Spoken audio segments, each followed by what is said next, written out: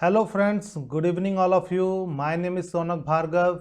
Welcome all of you to my next session of Spoken English where I am going to tell you some useful phrases which you can use in your day-to-day life in English language to make yourself smart.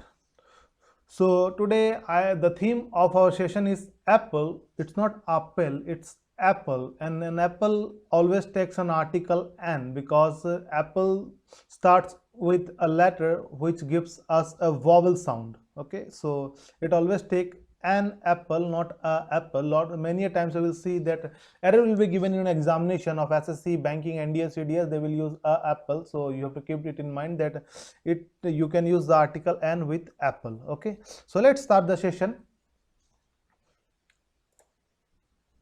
Yeah, see how beautifully I have designed all the slides for you people. So you know about our new venture SB Overseas. Soon we are going to launch our new venture. So if you have any query about anything, so you can contact us on this number given below. Let's start the session. So the very first phrase is Apple of Discord. Apple of Discord किसे कहते हैं? जब कोई भी चीज झगड़े का कारण बन जाए आप उसे क्या कहोगे? Apple of Discord. तो देखिए, समथिंग दैट कॉजेस अनहैप्पीनेस और trouble. Let me tell you the uses of this phrase, how you can use it in your daily life, because just cramming the definition of a idiom or a meaning of a word is not important if you will not use it in your day-to-day life. That's why I always prefer reading newspaper and collecting all the words from newspaper, because in newspaper the things are related with our daily life which you use in your daily life. So that's why I always prefer newspaper, which makes me smart. And you can also use the same thing if you read the newspaper regularly, so you can make yourself smart, because if you have the word power with you, it will help you to read anything and you can grasp easily whatever you want to learn. So let me tell you the uses of this phrase. The right to host the next Olympic game has become an apple of discord between the two countries. कि जो host का मतलब होता है आयोजन करना, तो जो नेक्स्ट ओलंपिक गेम्स होने वाला है उसके आयोजन को लेके एप्पल मतलब झगड़े का कारण बना हुआ है क्या? ओलंपिक गेम्स दो कंट्रियों के बीच में. अगला यूजेस देखते हैं.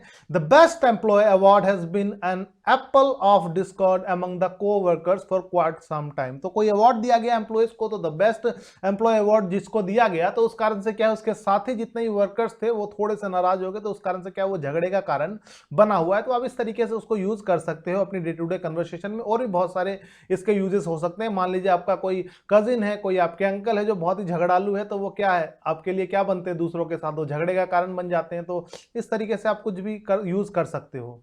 ठीक है, आप मान लीजिए चुगलियां करते हो किसी के साथ में, तो वो क्या बन सकती है आपकी चुगली, आप किसी को बुरा भला कहते हो तो वो झगड़े का कारण बन सकता है. आप किसी को किसी के बारे में गलत कहते हो, तो इस तरीके से आप इसको इंग्लिश में अनुवाद करके यूज कर सकते हो. चलिए आगे देखते हैं अगला phrase, apple of one eye. Apple of one eye का मतलब होता है जब कोई बहुत ज्यादा प्यारा हो किसी का. मान लीजिए अब देखते हो ना कि कई बार कोई बच्चे होते हैं बहुत ज्यादा अपने माँ बाप के लिए प्यारे होते हैं, वो तो दुलारा भी हिंदी में कहते हैं या प्यारा कहते हैं. The person who someone's loves most and is very proud of. तो जिसे आप बहुत ज्यादा प्यार करते हो, जिसके द्वारा आपको गर्व महसूस हो, तो उसे आप क्या बोलोगे? It's my apple of one eye आप यूज कर सकते हो. तो देखिए यहाँ पे his youngest daughter was the apple of his eye. तो यंगेस्ट डॉटर मैंने यूज किया है, youngest is a superlative degree. तो यहाँ पर आप इसी से पता लगा सकते हो कि उसकी डॉटर जो है दो से ज्यादा है, क्योंकि सुपरलेटिव डिग्री का हम यूज तभी करते हैं जब कोई भी चीज दो से ज्यादा हो. अगर दो हो तो हम कंपैरेटिव डिग्री यूज करते हैं. फिर यहाँ पे मैं बोलता यंगर डॉटर बोलता. ठीक है, तो यहाँ पे मैंने यंगेस्ट लिखा है, मतलब it's a superlative degree of adjective. That means it is already implied that if your English is good, so you can trace the grammar rule from here that if youngest is used, that means there are more than two daughters. So here his youngest daughter was the apple of his eye. तो ये देख सकते हो आप किस तरीके से मैंने इसको यूज किया है. She has 3 children but her youngest son is the apple of her I.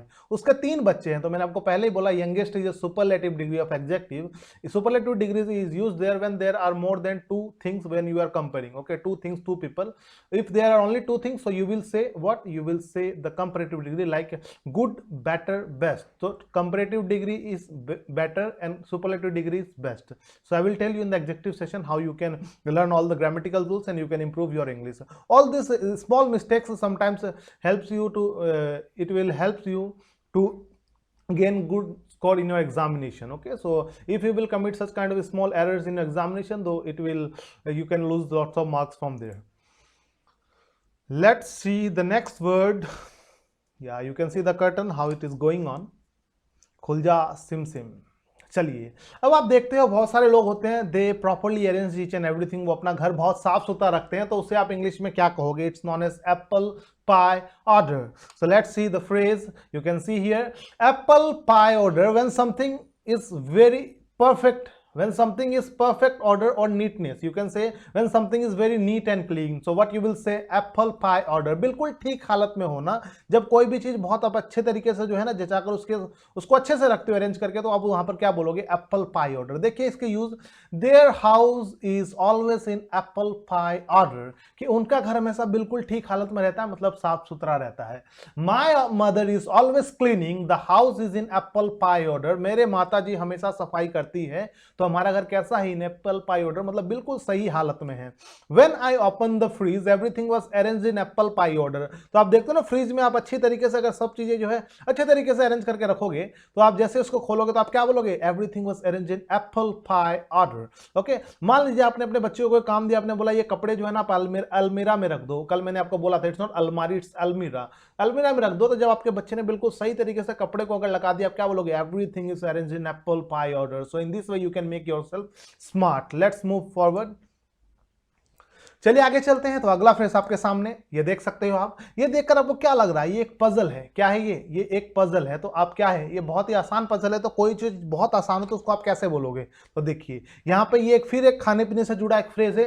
It's a piece of cake या it's a piece cake for me. मतलब कोई काम बहुत ज्यादा जब आसान हो तो आप क्या बोलोगे? It's a piece of cake for me. आप हिंदी का आप इसको हिंदी में ट्रांसलेट मत कीजिएगा, नहीं तो ये केक का टुकड़ा हो जाएगा.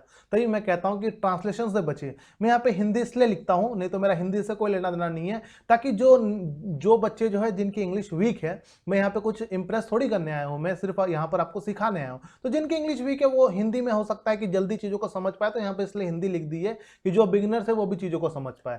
तो मीनिंग क्या है इसका? Something a very easy task. तो आप उसको कह सकते हो don't worry Sophie, this interview will be a piece of cake for you. तो आप किसी को कह रहे हो, कोई इंसान है, कि आपको चिंता लेने की जरूरत नहीं, ये इंटरव्यू क्या है तुम्हारे लिए, बहुत पीस ऑफ केक, मतलब बहुत आसान है for you. You have all the skills they need and I think you are absolutely the best candidate. तो तुम्हारे पास सारे क्या है? स्किल्स है जो उन्हें चाहिए, और मुझे लगता है कि तुम बेस्ट कैंडिडेट हो. क्या लिखा है मैंने यहाँ पे? बेस्ट लिखा है. इसका मतलब कैंडिडेट दो से ज्यादा है. अगर कैंडिडेट दो ही होते तो यहाँ में क्या लिखता? बेटर लिखता. मैंने आपको पहले ही बोला ये एडजेक्टिव का खेल है, आपको कहां बेटर यूज करना है, कहां बेस्ट यूज करना है, मैं आपको साथ साथ बताते हुए चलूंगा. आप ये देख सकते हो एसबी ओवरसीज हम जल्द लेकर आए आपके लिए. आप हमारे साथ जुड़कर इंग्लिश सीख सकते हो, आप हमारे लिए आईएलटीएस की प्रिपरेशन कर सकते हो. तो मैं आपको ऐसे छोटी छोटी चीजें बताऊंगा जो आप गलतियां करते हो, नजरअंदाज करते हो, जिस कारण से क्या है आपको जो है अब जितने बैंड स्कोर आपको चाहिए आपको वो नहीं मिल पाते. चलिए आगे चलते हैं. The exam was a piece of cake for me. तो आपके लिए कोई एग्जाम बहुत ही ज्यादा आसान हो, जैसे कंपटीटिव एग्जाम्स में देता हूं, मेरे लिए आसान है, तो क्योंकि मुझे टाइम हो गया, मेरे पास एक्सपीरियंस है उन चीज़ों का, तो मेरे लिए क्या है वो आसान है. तो it's a piece of cake for me. मैं इंग्लिश काफ़ी समय से उसका जो है प्रयास कर रहा हूँ, मैं प्रैक्टिस करता हूँ, तो मेरे लिए इंग्लिश क्या है? It's a piece of cake for me. बहुत आसान है. ठीक है, तो आप ऐसे यूज कर सकते हो. चलिए अगला फ्रेज देखते हैं यहाँ पर. हाँ जी, तो यहाँ पे देखिए लाइवलीहुड. लाइवलीहुड हम कहते हैं जो हमारी रोजी रोटी होती है. ठीक है, तो उसके कमाने के अलग अलग वो होते हैं. तो आप इसको क्या बोलोगे? तो ये भी एक खाने पीने से जुड़ा फ्रेज है. It's bread and butter. Butter मत बोलिए इसको, bread and butter. Be smart while speaking. आपको एक्सेंट एंड प्रोनाउंसिएशन से पता होना चाहिए कि आपको इंग्लिश कितनी आती है. It's bread and butter. A basic means of support, source of livelihood और सस्टेनेंस. सस्टेनेंस का मतलब होता है गुजारा करने के लिए. तो आपका कोई भी बेसिक मीन्स मतलब कोई भी आपका क्या हो, कोई काम हो जिसके द्वारा आपकी रोजी रोटी चलती हो, तो उसे हम क्या बोलते हैं, ब्रेड एंड बटर बोलते हैं। ठीक है, तो यहां पर देखिए मैंने क्या यूज किया है इसका, the mobile phone business was actually his bread and butter. तो जो मोबाइल फोन का बिजनेस था वो उसके लिए क्या है, उसके लिए उसकी रोजी रोटी है। मैं टीचिंग करता हूं तो teaching is my bread and butter right now. तो आपको पता है मैं और भी बहुत सारे काम करता हूं, तो अभी तो मैं टीचिंग कर रहा हूं, तो मेरे लिए क्या है, ये मेरी रोजी रोटी है। तो आप ऐसे इसको यूज करके आप भी स्मार्ट बन सकते हो, ना कि आप सिंपल सिंपल वर्ड यूज करें, कुछ ऐसा यूज करो कि सामने वाला एक बार सोचे कि मैं इसने बोला क्या, भाई उसको गूगल करना पड़े, तब मजा आए ना कि चीज अच्छी यूज करो। मैं आपके लिए बेहतरीन चीजें लेकर आ रहा हूं। ठीक है, तो आप बस हमारे लॉन्चिंग का वो कीजिए। अब देखिए अगला आपके लिए एक और फ्रेज है, आइसिंग ऑन द केक।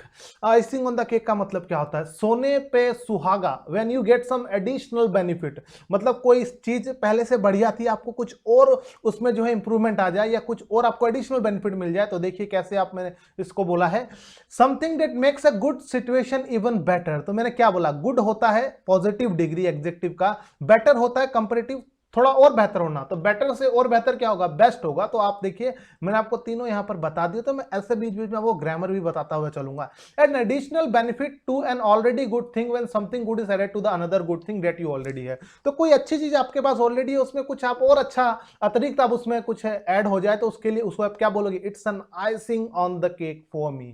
ठीक है, तो सोने पे सुहागा जो हिंदी में आपने आप सुने होंगे, तो ये मुहावरा आपने सुना होगा। तो कैसे बोलोगे, everyone expected him to do well in the exams, getting first rank was the icing on the cake.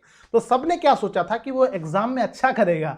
मान लीजिए आपने आईएएस का एग्जाम दिया, तो सबको उम्मीद थी कि आप पढ़ने में अच्छे हो तो आप क्या करोगे, आप आराम से इस एग्जाम को निकाल जाओगे। पर मान लीजिए आपको क्या मिल गया, पहला रैंक मिल गया। If you get the first rank so it was icing on the cake, आपके लिए क्या है, सोने पे सुहागा। आगे चलिए और एक यूज देखते हैं, he was already happy with his pay hike. मेरी मान लीजिए सैलरी जो है 20,000 से 30,000 होगी, तो मैं बहुत खुश होऊंगा। पर आगे देखिए, the icing on the cake came when he received a large bonus. मेरी सैलरी तो हाइक हुई, साथ में मुझे क्या मिल गया, एक लार्ज बोनस मिल गया, अतिरिक्त और पैसे मिल गए मुझे बोनस के रूप में। तो मेरे लिए क्या था, ये दो हाइक मेरे लिए क्या थे, इट्स सोने पे सुहागा, हम क्या कहते हैं, it's icing on the cake. ठीक है दोस्तों, उम्मीद है आपको सेशन अच्छा लगा होगा। अगर आपको मेरी चीजें अच्छी लगती है तो आप मेरे यूट्यूब चैनल को सब्सक्राइब करना ना भूले। मेरा नाम लिखिए गूगल पे, रौनक भार्गव, RONAKBHARGAV।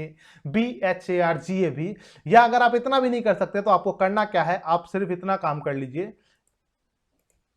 आप जाइए मेरे YouTube अकाउंट पे, आप SB ओवरसीज लिखिए या भार्गव अड्डा लिखिए, दोनों के दोनों चैनल जो है उनका ऑपरेटर मैं ही हूं, मेरे द्वारा ही रेगुलेट किए जाते हैं और दोनों मेरे पर्सनल चैनल है।